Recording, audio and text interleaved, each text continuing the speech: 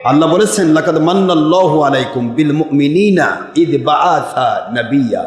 আমি আল্লাহ মুমিনদের জন্য, খুব খেয়াল করে শোনেন, বিল মুমিনিন, মুমিনদের জন্য, বেঈমানের নয়, মুনাফিকের নয়। মুনাফিকের জন্য নাও হতে পারে, কিন্তু মুমিন যে তাদের জন্য আমি নবী পাঠিয়ে আমি আল্লাহ তাদের উপর দয়া করেছি, ইহসান করেছি। একটু আওয়াজ দিবেন না জোরে? আল্লাহ পাক দয়া করেছেন। কি দয়া করেছেন? কারণ আখেরি নবীকে পেয়ে মুমিন ধন্য। কারণ দুনিয়াতেও আখেরি নবী রহমত, জান্নাতে ঢোকানো পর্যন্ত তিনি রহমাতুল আলামিন।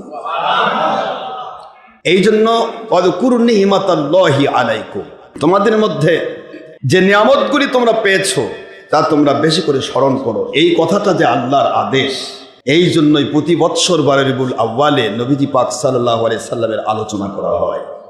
সারাটি বছর ধরে নবীর আলোচনা।